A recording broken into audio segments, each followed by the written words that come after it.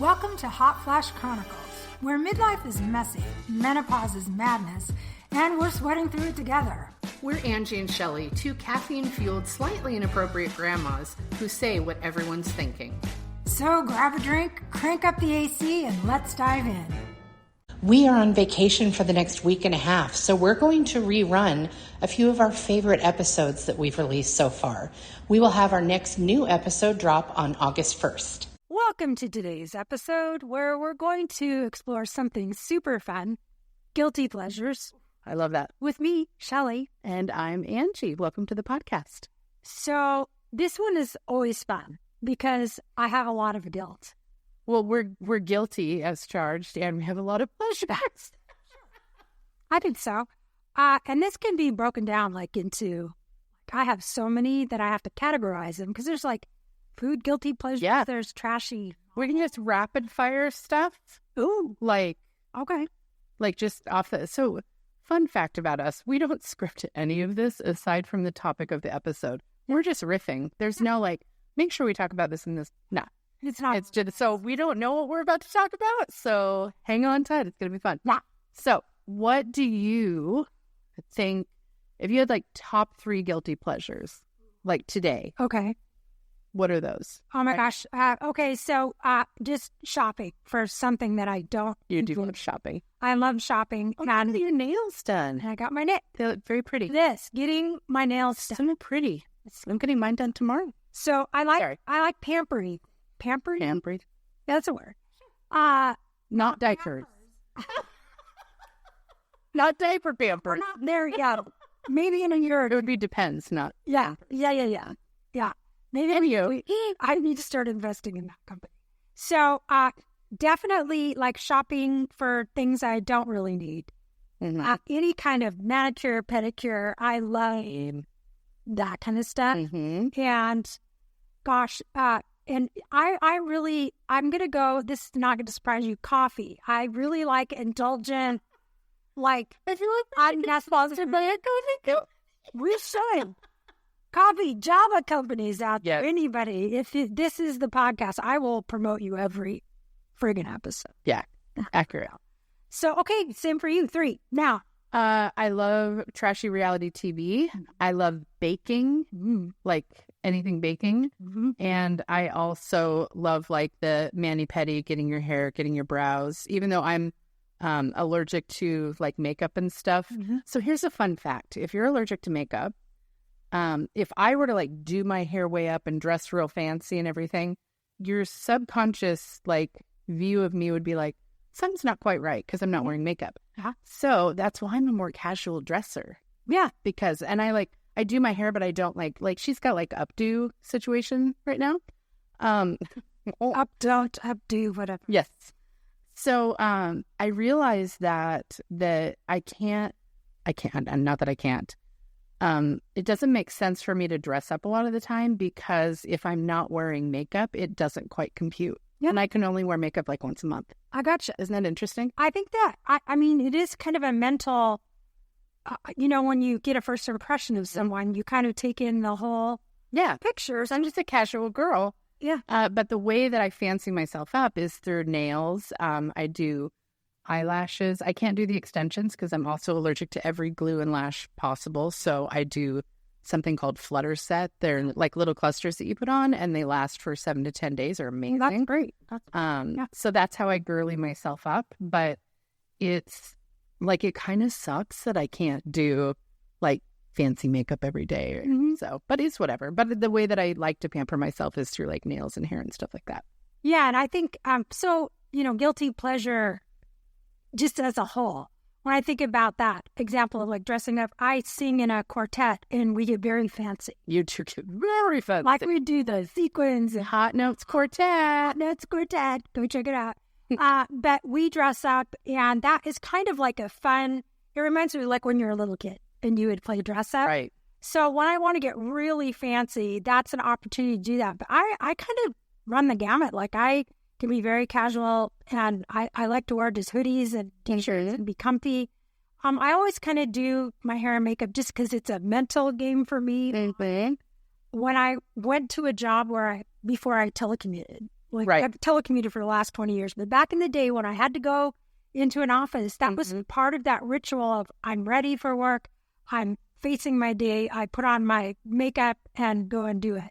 So I still have kind of stuck with that. Right. Yeah. It's part of You're always very put together.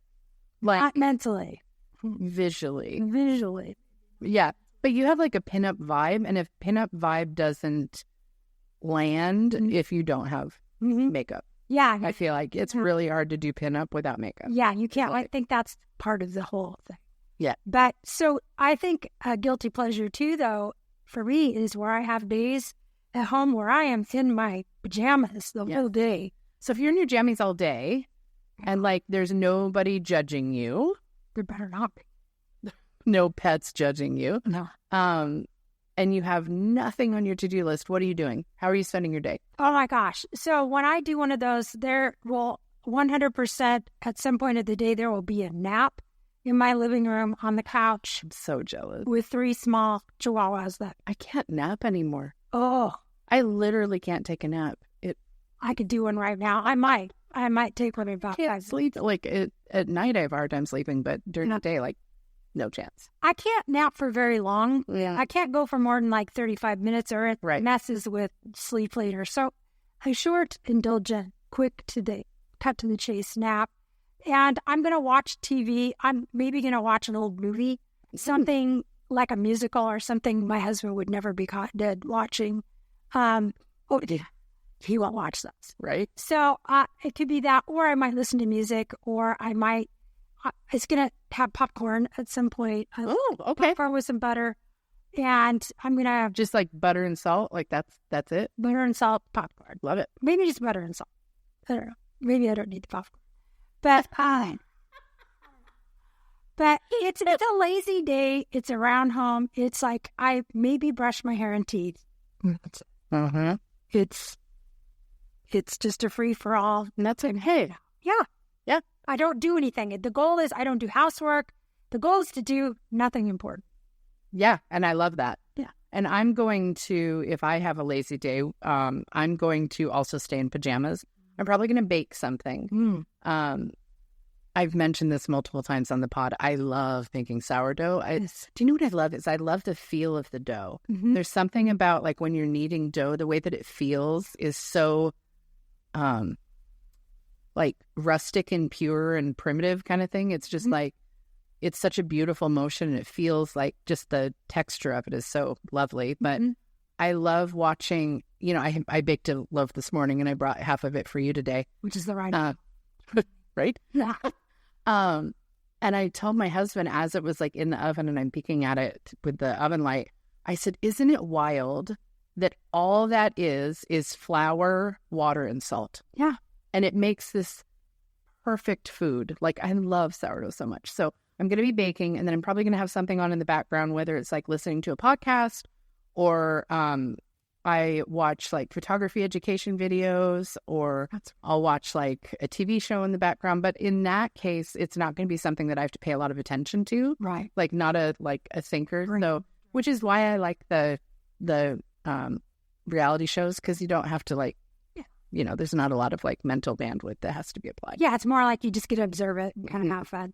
Yeah. And I think that's the whole thing about guilty pleasures. It's funny because when we're talking about these, I'm like, why do we feel guilty?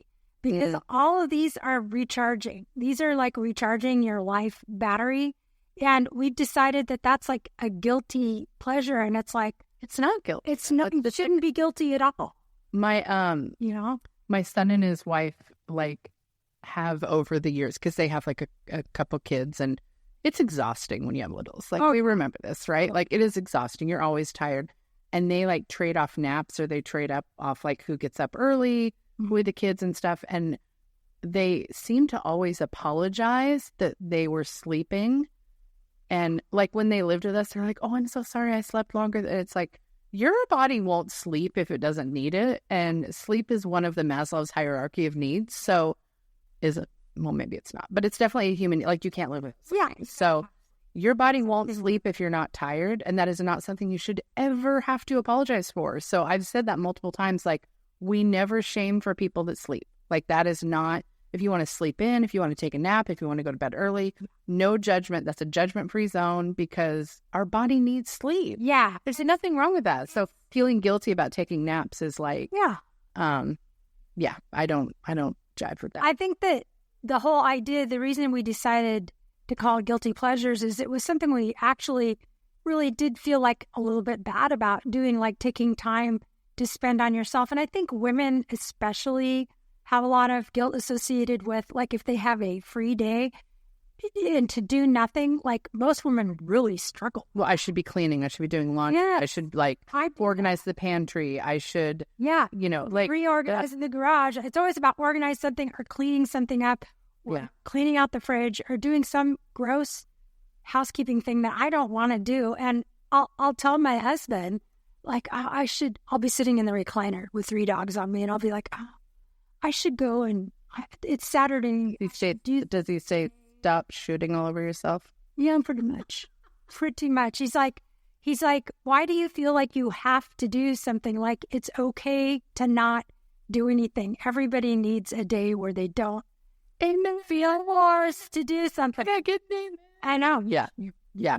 Amen for us. Yes. We give you permission to take downtime unapologetically. Yeah. You're welcome. These aren't really that guilty. It's like, why do we feel bad for doing things that probably improve our mental health, improve our overall health, and just, make you feel like you can go and face another day.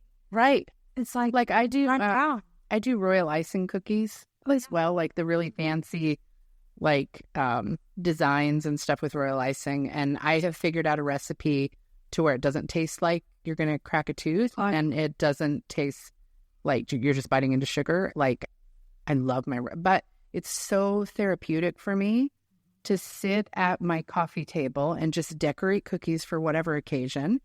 And because it has to go in steps, and it's very therapeutic for me to just sit and do that while something is playing or watching or whatever, because it's super relaxing to me. Yeah. And that's not really productive. Like, I'm making cookies and that's great. People get to eat them.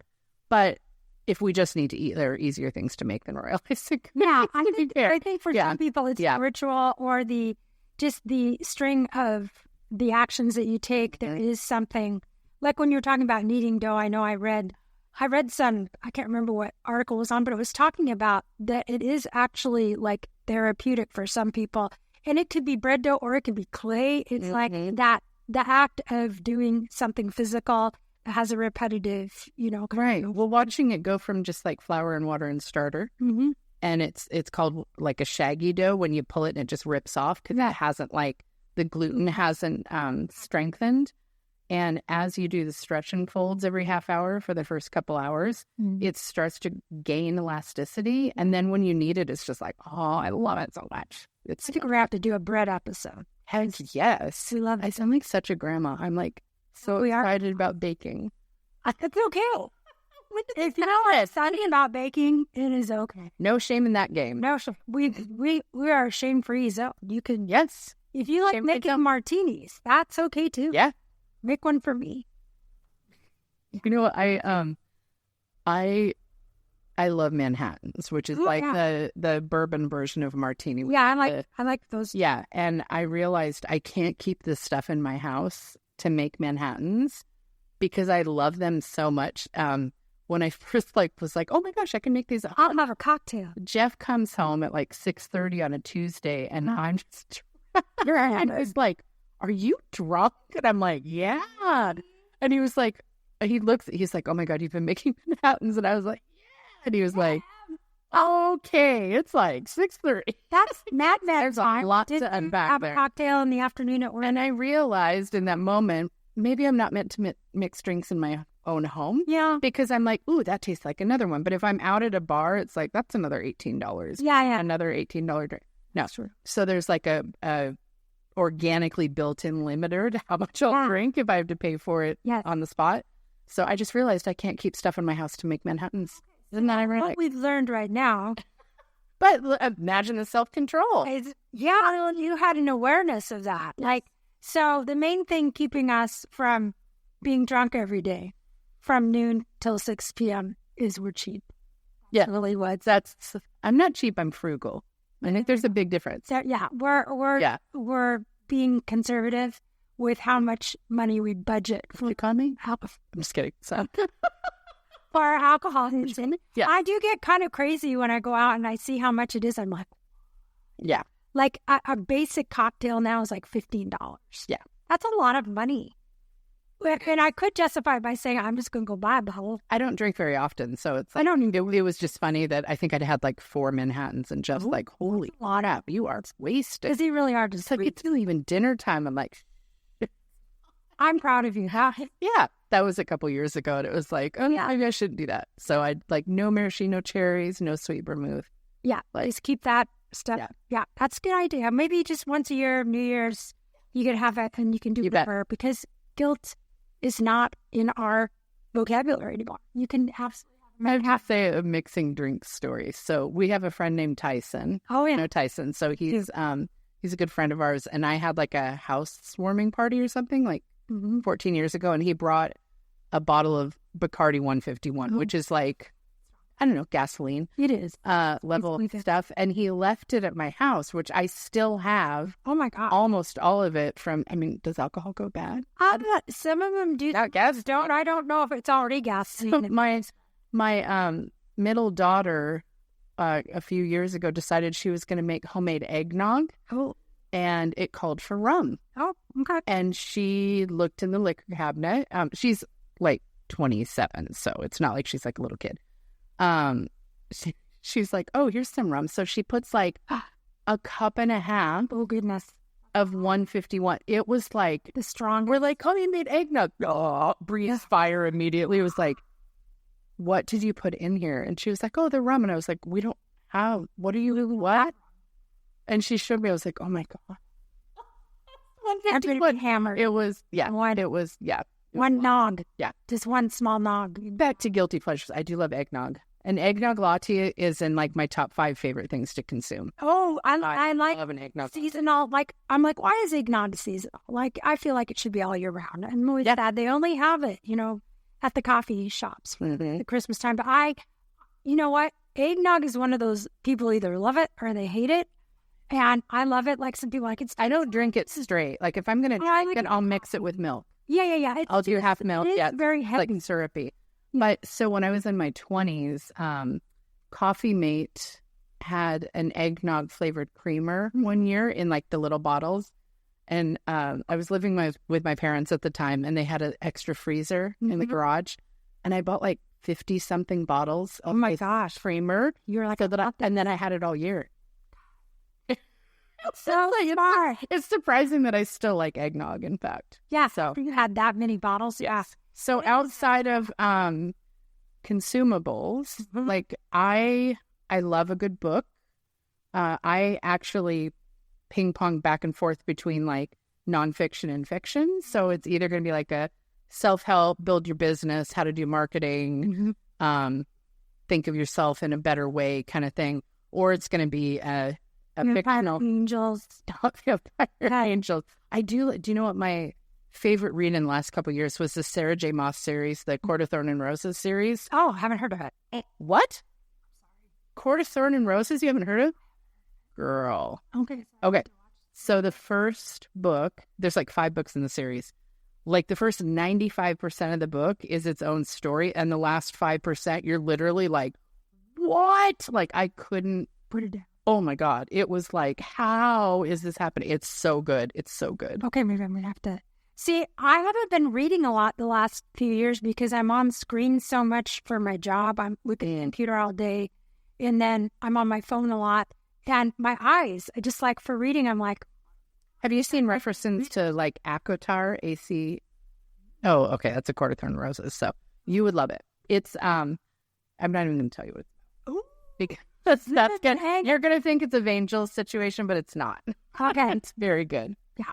We're going to read excerpts from Angels for one of our podcasts. Oh, yeah. I need to find the. Well, we'll talk about that book again. That would definitely fall under a guilty pleasure because it is garbage.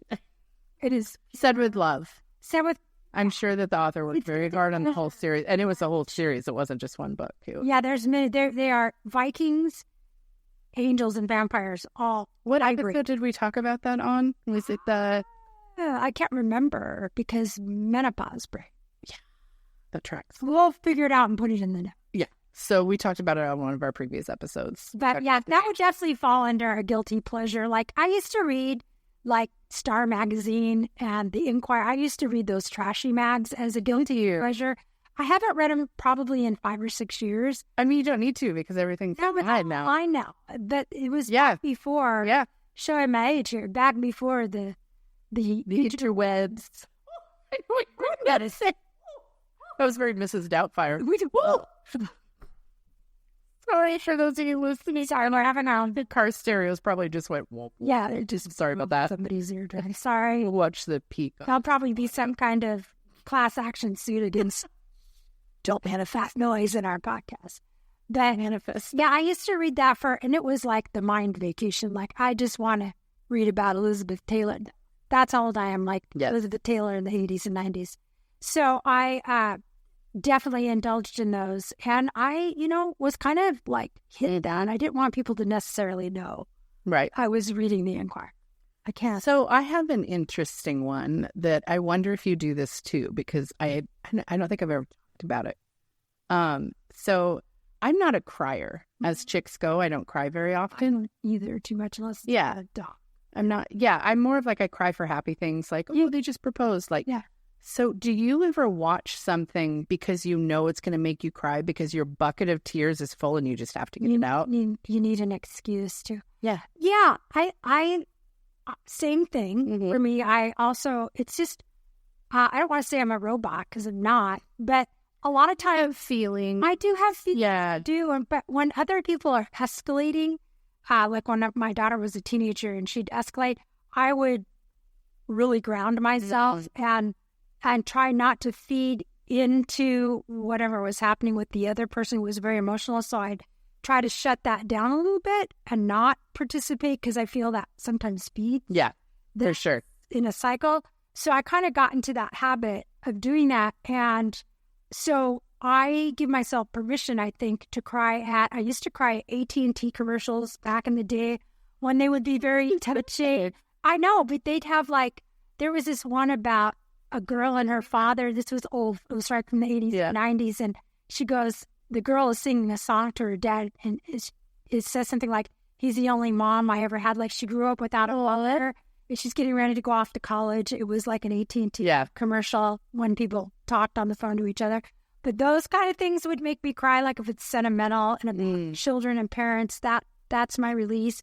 Or if it's about animals, that gives me I feel like that's an okay thing to cry about. And it's just weird that I feel like I need to have a reason to cry about. Well, it's like, but you do kind of build up, like you have to release that emotion or it'll or you'll just have like a breakdown. I actually have anxiety attacks. And when I was seeing the therapist for it, she said that most of my panic attacks are, what did she call it? I think they're called tension anxiety attacks. So your body has like a bucket of feelings, and if you don't release them through like screaming, laughing, crying, dancing, sex, one of those things that like is like something that releases it in the screen, the endorphins, like my body will do like an overload dump and throw me into a full-blown panic attack.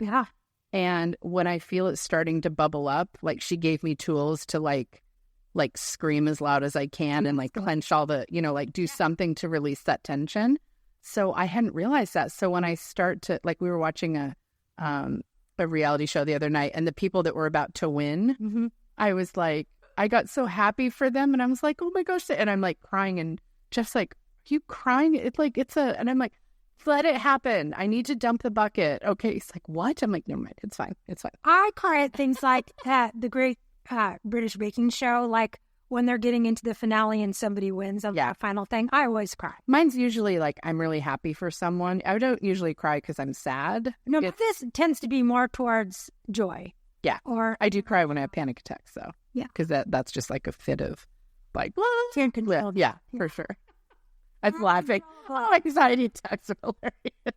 Well, I think not fun. The thing is, guilty pleasures kind of works in with how we release that valve. Yeah. How we cope. So Releasing the valve. That's a great way of putting it, because it's like pressure builds up and you have to airlock it out, right? Yeah. Mm-hmm. Turn that knob and it lets some air out. So you don't explode. We don't want explosions. Don't want those.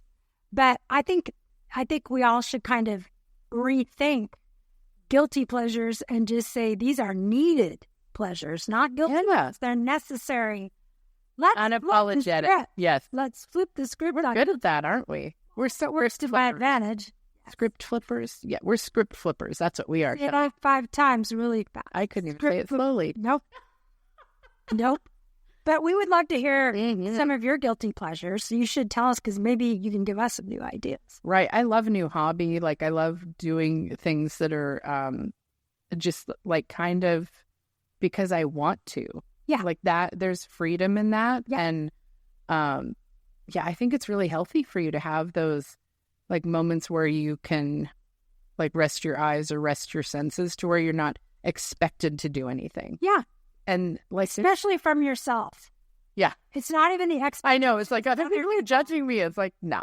It's the stuff, the pressure you put on yourself. It's like giving yourself permission to just take a break. It's okay. It's okay to have a break. Mm-hmm. And I think if we do that more often, then we won't see the overstimulation and the buildup and the blow up. Because I know I have friends and family members who on the regular are having a meltdown. Yeah. And, I'll check in with them and they'll be like, oh, I'm having a meltdown. I'm like, oh my God. And I'll go back and look through the text. Yeah, they have a meltdown like every week. They're having a meltdown. Right. You got to release the valve. Yeah. I think that's a good way of putting it. It's not that is not practicing good self-care. No. Self-care is crucial. Like, you need to make sure that you're okay, because you can't be anything for anybody else until you're like... Unless it's 6 Manhattans. That's probably not the most appropriate self-care. Probably not. Once a year. Yeah, once a year. Or twice. Maybe twice. Maybe once a month. It's okay. We're pushing it. We're pushing it. I was going to go for once a week, but nope.